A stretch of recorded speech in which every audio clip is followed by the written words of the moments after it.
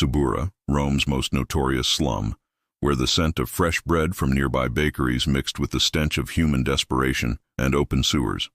In 73 AD, during Emperor Vespasian's reign, hunger was not just an inconvenience, it was a death sentence waiting to be written. What you're about to discover about Roman justice will challenge everything you thought you knew about ancient civilization, and if you're curious about the dark secrets of history, you'll want to stay until the very end.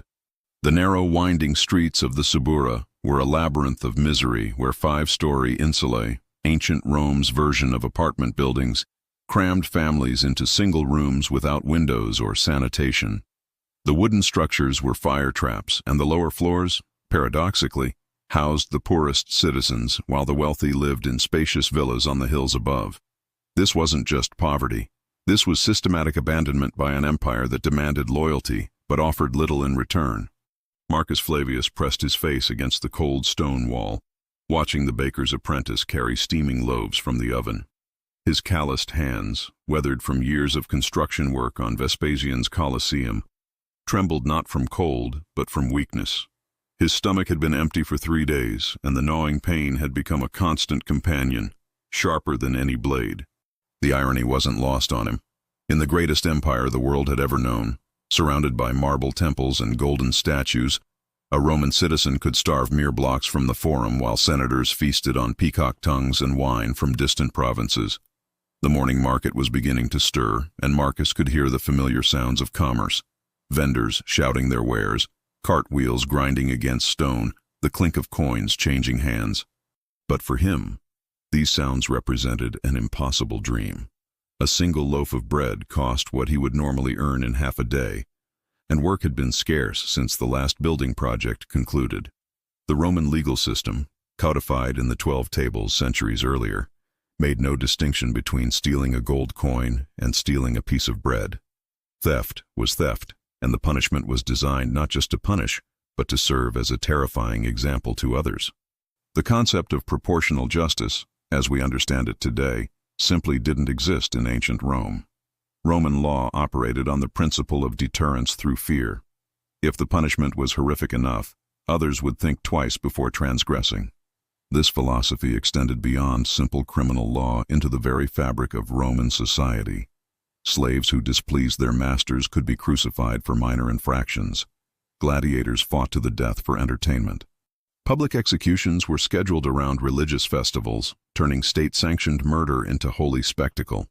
Violence wasn't an unfortunate necessity, it was a tool of governance, refined over centuries of conquest and control.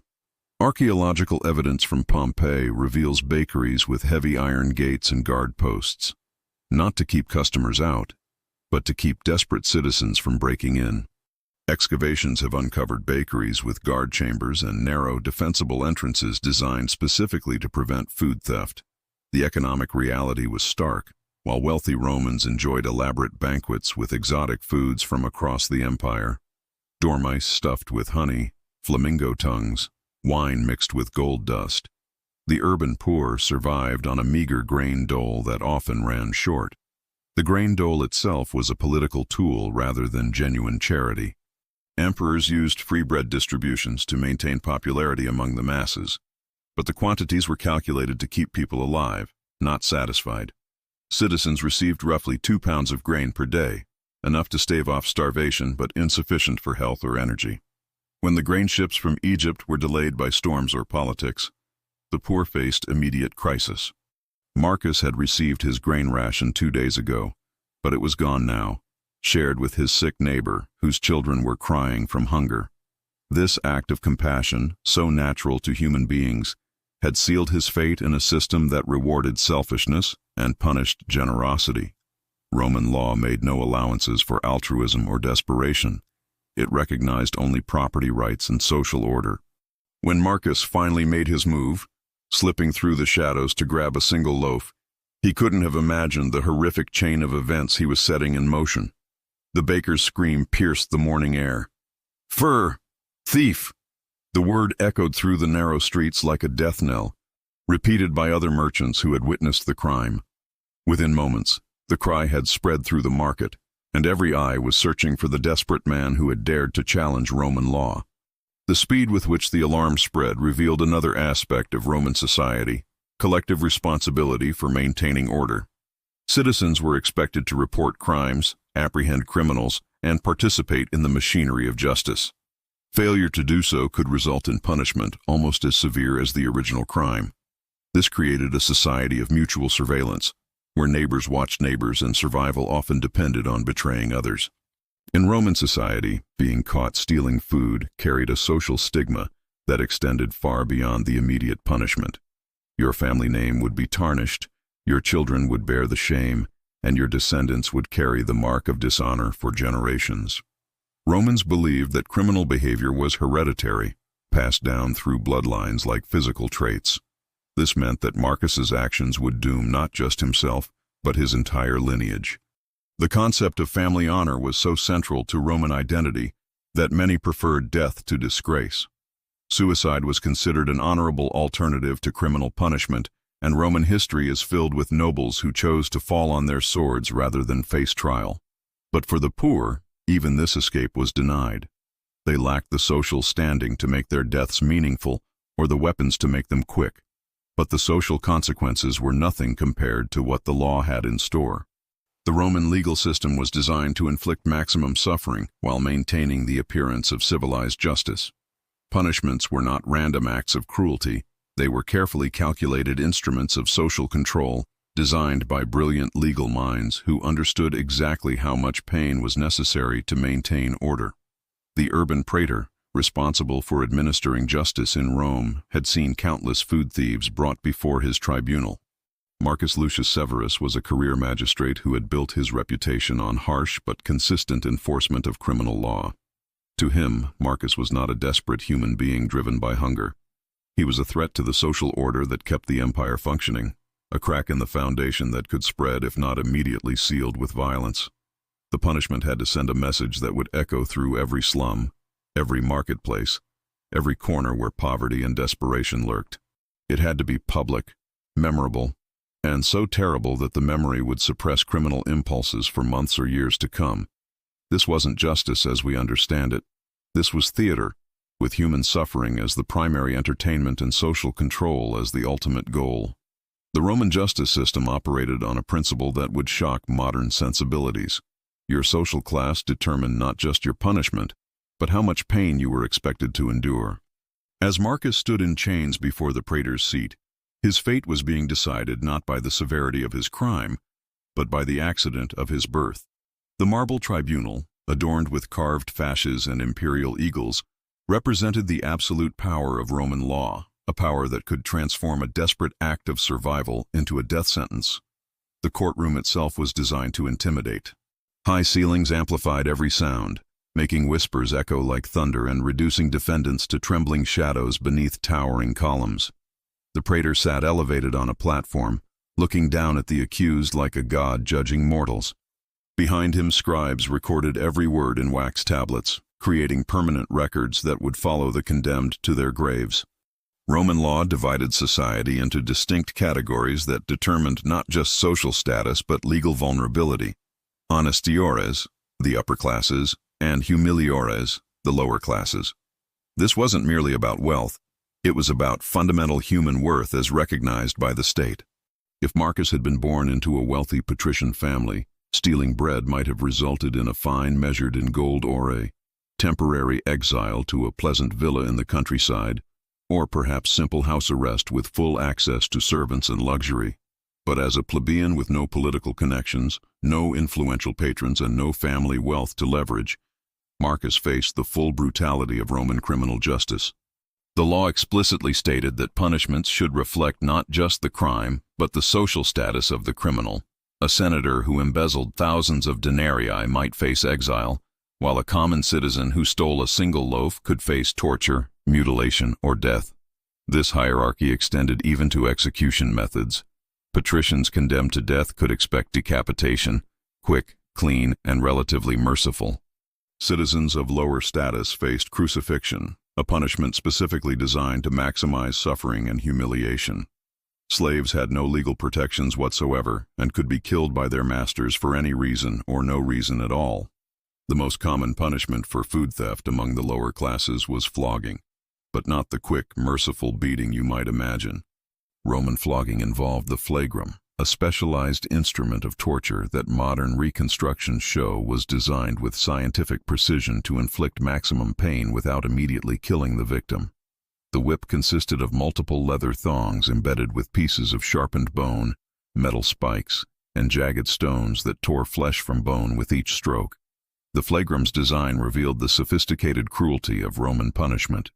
The multiple thongs ensured that each strike covered a wider area than a single whip, while the embedded objects guaranteed that every lash would tear away flesh rather than simply bruising.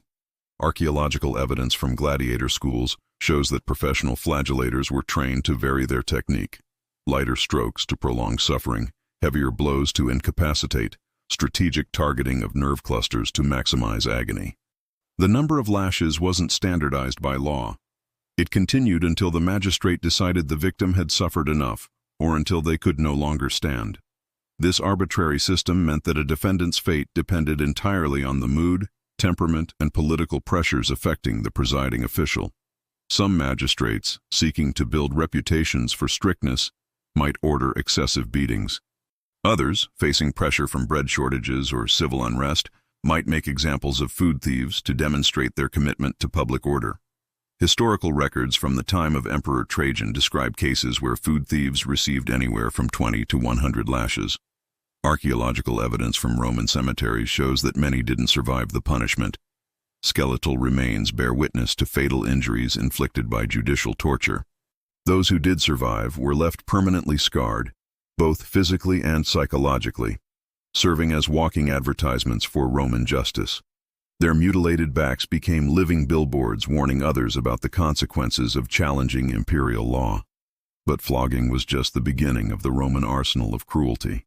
For repeat offenders or those caught stealing larger quantities of food, the punishments escalated dramatically, according to detailed legal precedents maintained by generations of magistrates. Branding was common, a hot iron pressed into the forehead, cheek, or hand, marking the thief for life with symbols that varied by crime and location. The Latin word fur, thief, would be burned into their flesh using techniques perfected in the army for marking military equipment. But creative magistrates developed their own variations. Some used symbols representing the specific crime. Others employed religious symbols to invoke divine condemnation, and a few developed personal brands that marked their victims as belonging to specific courts or judges. Archaeological discoveries in Rome have uncovered iron brands with various criminal designations, kept ready in braziers beside the forums where justice was dispensed daily. These instruments were maintained by professional torturers who understood exactly how long to heat the iron, where to apply it for maximum visibility, and how to ensure the wound would heal into a clearly readable scar rather than an illegible mass of scar tissue. The psychological impact of these markings cannot be overstated. In a society where honor and reputation meant everything, being permanently marked as a criminal was often considered worse than death. Branded individuals were excluded from temples, forums, and public baths. They couldn't serve in the military, hold public office, or even testify in court. Their children inherited the stigma, creating hereditary classes of dishonored citizens whose descendants would bear the consequences of a single desperate act. For the most serious cases of food theft, particularly during times of grain shortages when such crimes threatened public order, Roman law prescribed mutilation that went far beyond simple branding. Cutting off a hand was not uncommon, following the principle of an eye for an eye. If you used your hands to steal, you would lose the ability to steal again. But Roman jurists developed sophisticated theories about which specific punishments best served the dual purposes of retribution and deterrence. Cutting off the right hand was standard for theft, but cutting off both hands was reserved for repeat offenders. Some magistrates ordered the removal of fingers rather than entire hands, calculating that partial disability would serve as a permanent reminder while still allowing the criminal to perform menial labor. Others preferred to crush hands with hammers, leaving them twisted and useless but still attached, a daily reminder of Roman justice. The records of Pliny the Younger mention a case from 89 AD where a group of slaves caught stealing grain during a shortage were subjected to crucifixion, the same punishment reserved for the most serious criminals and enemies of the state. Their bodies were left hanging for days as a warning to others, positioned strategically along major roads where every passerby would see the price of defying Roman law. The crucifixions were timed to coincide with market days, ensuring maximum public exposure for the spectacle. What makes these punishments even more chilling is their calculated nature and bureaucratic efficiency. Roman administrators kept detailed records of crime and punishment, constantly adjusting their methods based on statistical analysis of their effectiveness as deterrents. They tracked recidivism rates, measured public response to different punishment types, and refined their techniques based on empirical evidence about what worked best to maintain social control. These weren't random acts of cruelty born from anger or passion. They were systematically designed instruments of social control, developed by some of the most brilliant legal minds in human history, who understood exactly how much pain was necessary to maintain order. Roman law schools taught courses on optimal punishment theory, and ambitious young magistrates built careers on innovative approaches to criminal justice that balanced cruelty with efficiency. As you consider the systematic cruelty of these punishments, remember that this is the same civilization we admire for its engineering marvels, architectural achievements, and legal innovations that form the foundation of modern jurisprudence. The contradiction is jarring, and it forces us to confront uncomfortable questions about the nature of justice and civilization itself. How can the same society that created the Pantheon and the Colosseum also have created such sophisticated systems of human torture? The answer reveals something profound and disturbing about the relationship between power, order, and human suffering. The day of Marcus's sentencing dawned gray and cold, with thick clouds hanging over the 7 hills of Rome, like an omen of the darkness to come. The Forum Romanum, normally bustling with merchants and politicians, had transformed into an amphitheater of cruelty. Public punishments were spectacles in ancient Rome, carefully orchestrated events designed to entertain as much as to deter, and what happened next would demonstrate the absolute power of Roman law and the complete helplessness of those who dared to challenge it. The crowd that gathered was a cross-section of Roman society. Senators in their purple-striped togas, merchants closing their stalls to watch the show, slaves given time off by masters who understood the educational value of witnessing state-sanctioned torture, and countless citizens from every level of the social hierarchy. Children as young as 5 or 6 were brought by their parents to learn about justice and consequence. This wasn't considered cruel or inappropriate. It was civic education, teaching the next generation about the price of defying imperial law. The forum's acoustics had been designed to carry speakers' voices to large crowds, but today they would amplify screams of agony to reach every corner of the ancient plaza. Vendors sold food and wine to spectators, turning human suffering into commercial opportunity. Professional gamblers took bets on how long the condemned would survive, while pickpockets worked the distracted crowd. Even an execution became a celebration of Roman efficiency and order. The praetor's decision was swift and merciless, delivered with the same dispassionate tone used for routine administrative business. Marcus would receive 50 lashes with the flagrum, followed by branding on his forehead with the mark of a thief, and finally, amputation of his right hand, the hand that had dared to take what wasn't his. The escalation of punishment reflected not just the crime, but the empire's growing paranoia about social unrest among the hungry masses and the need to make increasingly dramatic examples. Each element of the punishment served a specific purpose in the theater of Roman justice. The flogging would provide immediate entertainment and demonstrate the physical power of the state. The branding would create a permanent advertisement for Roman law, ensuring that Marcus would spend the rest of his life as a walking warning to potential criminals. The amputation would remove his ability to repeat his crime while serving as the most memorable part of the spectacle. The preparation for punishment was itself a form of torture. Marcus was stripped naked and chained to a post in the center of the forum, his body positioned to give every spectator a clear view of the proceedings. Roman executioners were skilled professionals who understood that the psychological impact of anticipation could be as powerful as physical pain itself. They took their time arranging their tools, testing the flexibility of the whip, heating the branding iron to precisely the right temperature. The flogging began at dawn, timed to coincide with the morning rush of citizens heading to work or market. Each crack of the whip was counted aloud by the crowd, a grotesque form of participation that turned ordinary citizens into accomplices in state-sanctioned torture. The sound echoed off the marble buildings surrounding the forum, creating an acoustic environment where the violence seemed to come from everywhere at once. By the 10th lash, Marcus's back showed the first serious damage, parallel lines of torn flesh where the flagrum's metal tips had found their mark. By the 20th lash, blood was flowing freely, creating dark stains on the stone beneath his feet. The crowd's reaction evolved from initial excitement to fascinated horror as they witnessed the systematic destruction of a human body. By the 30th lash, pieces of flesh were flying with each stroke, some landing on spectators in the front rows, who would later boast about being splattered with a criminal's blood.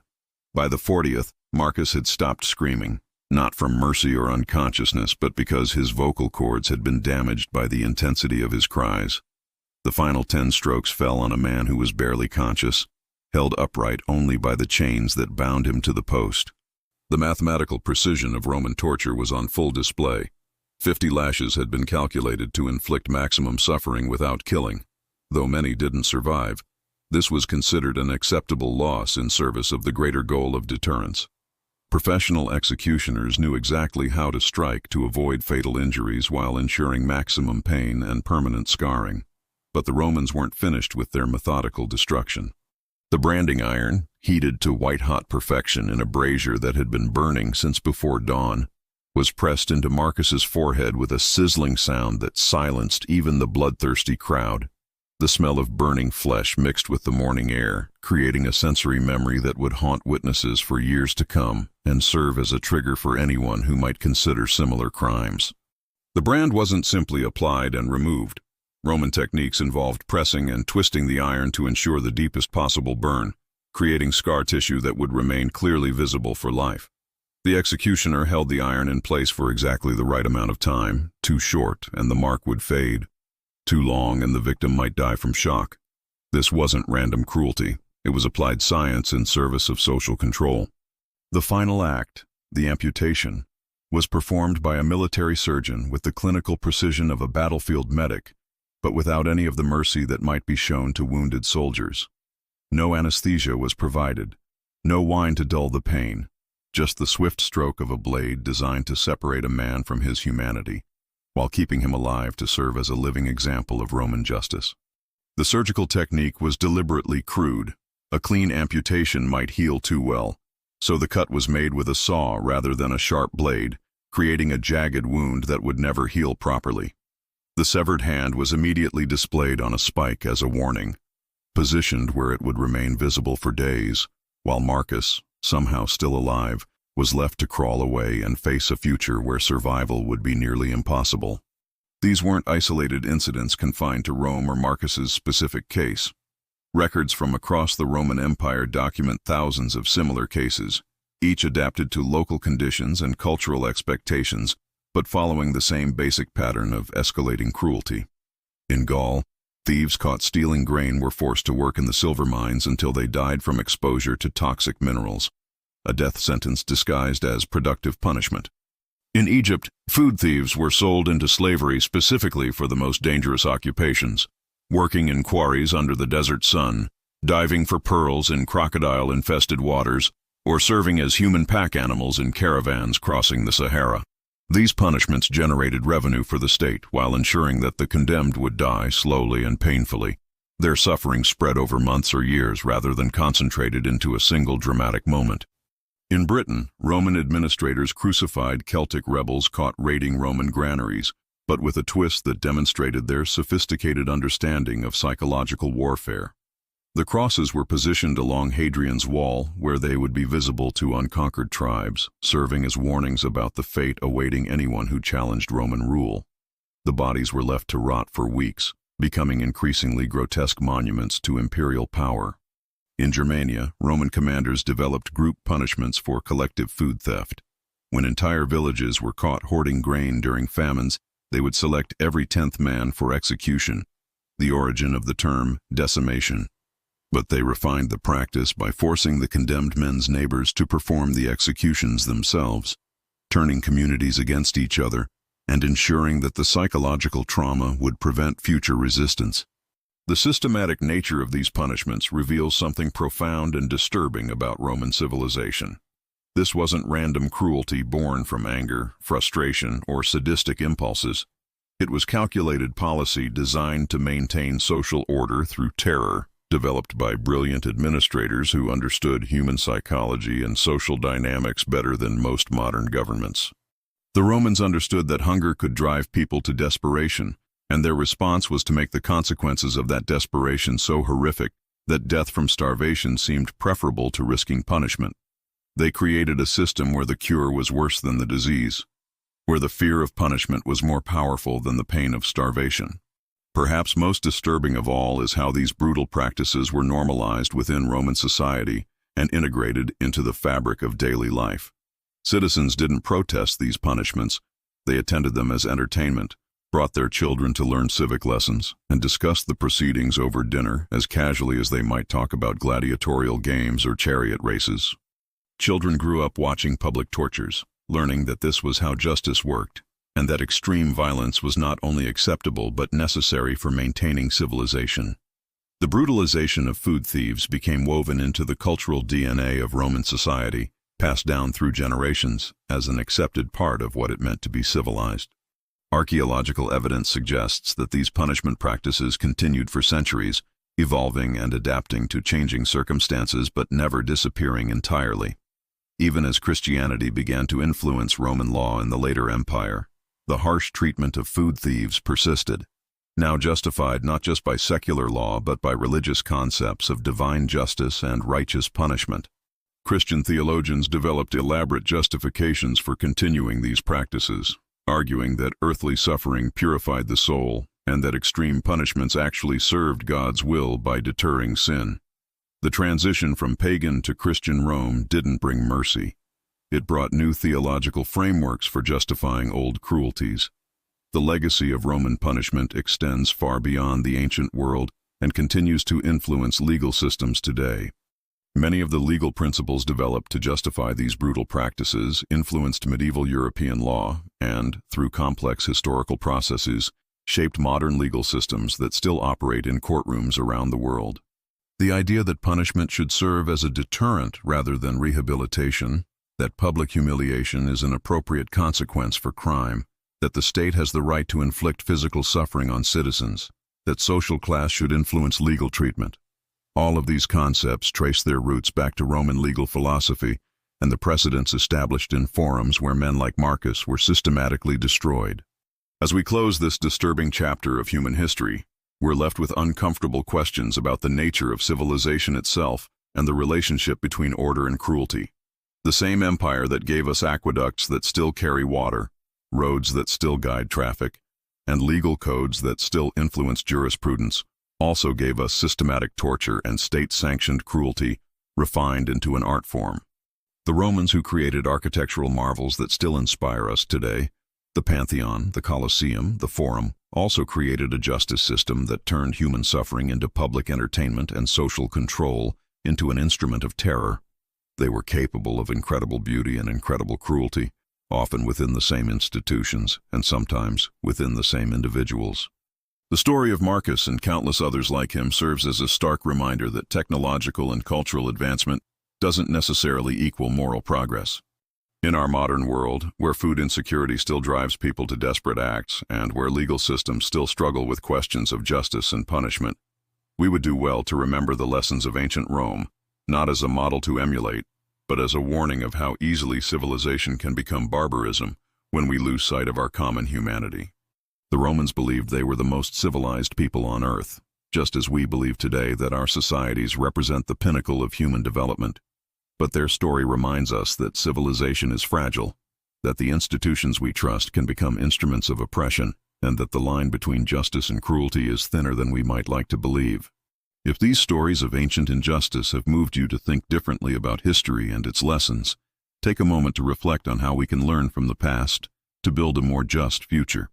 Consider sharing your thoughts about what justice should look like in our modern world, and remember that understanding our history, even its darkest chapters, is essential for creating a better tomorrow. The greatest tribute we can pay to the victims of Roman cruelty is to ensure that their suffering teaches us to build systems that serve humanity rather than destroying it. Society. Citizens didn't protest these punishments. They attended them as entertainment. Children grew up watching public tortures, learning that this was how justice worked. The brutalization of food thieves became woven into the fabric of Roman culture, passed down through generations as an accepted part of civilization.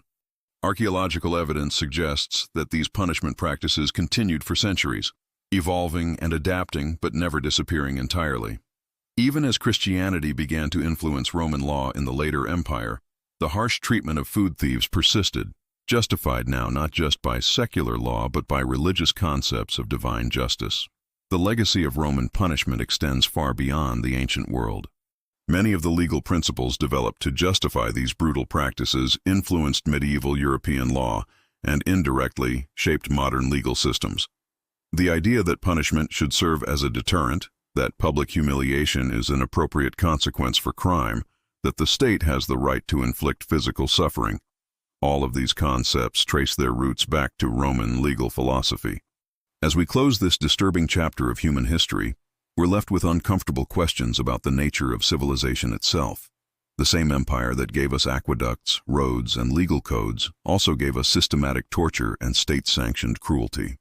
The Romans who created architectural marvels that still inspire us today also created a justice system that turned human suffering into public entertainment. The story of Marcus and countless others like him serves as a stark reminder that technological and cultural advancement doesn't necessarily equal moral progress. In our modern world, where food insecurity still drives people to desperate acts, we would do well to remember the lessons of ancient Rome, not as a model to emulate, but as a warning of how easily civilization can become barbarism when we lose sight of our common humanity. If these stories of ancient injustice have moved you to think differently about history and its lessons, take a moment to reflect on how we can learn from the past to build a more just future. Share your thoughts about what justice should look like in our modern world, and remember that understanding our history, even its darkest chapters, is essential for creating a better tomorrow.